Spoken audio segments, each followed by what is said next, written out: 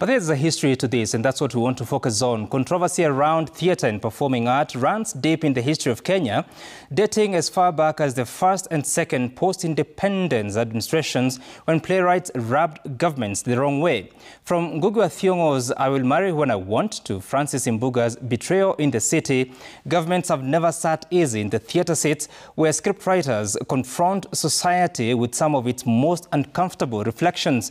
Emmanuel Todd traces the history of stage-inspired state discomfort.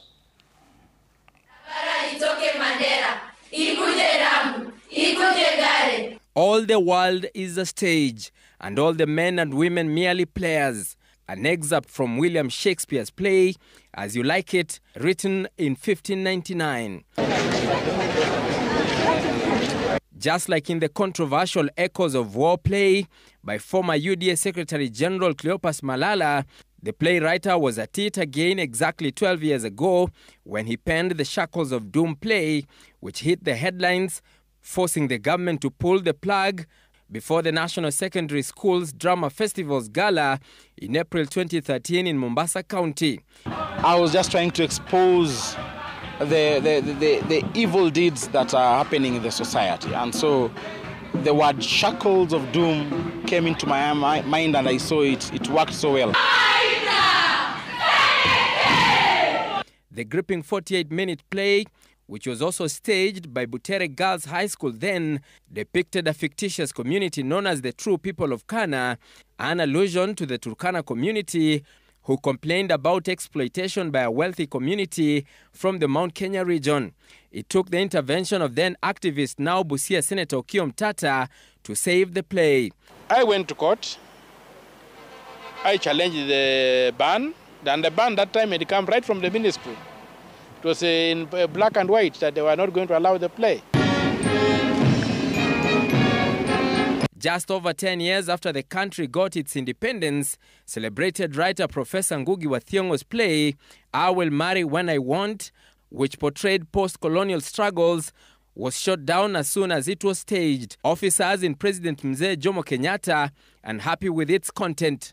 Ulikuwa unaongelea kuhusu mmoja wa kuu sana serikalini wakati huo aliyekuwa mwanasheria Charles Njonjo, ambapo hakuwa ameoa wakati huo. Sasa huo mchezo ulikuwa ni kana kwamba unamkashifu ama unamkejeli kwamba nitaoa nikitaka lakini niko na mamlaka na sasa ukaleta gumzo na ukaleta tumbo joto mpaka yule aliandika ule bwana Ngugi Thiong'o akaenda uhamishoni. The controversial play made a comeback 2 years ago after it was banned again 30 years earlier. And just like his predecessor, Kenya's second president Daniel Toroitich arap Moi also showed his phobia for critical theatre, shooting down the Makwekwe, loosely translated to Weeds play, written by Tim Wandiri. As was practiced those days, the teacher of drama would later lose his job. In 1982, the government slammed brakes on 2 other plays, Visiki, translated to Tribulations, and acted by Chepterit Girls School, and Kilio, A Cry, acted by Nairobi School. The list goes on and on.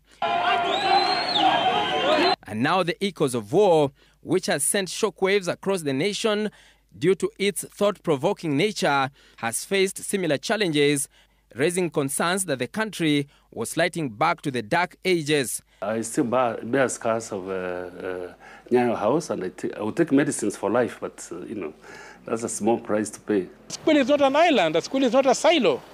A school is part of the community, and you cannot treat it like some silo that is insulated from what is going on in the community. The history makers calling for the respect of art. The price of freedom is eternal vigilance. We'll need to learn from history, from people who have gone through this, and people who are prepared to remind Ruto that when he was in YK 92, fighting against us, we fought and successfully repealed Section 2A. Drama is you, art is me. I, as a Munga Kanyalabandu, I cannot run away from myself. Emmanuel Todd, Citizen TV, Nairobi.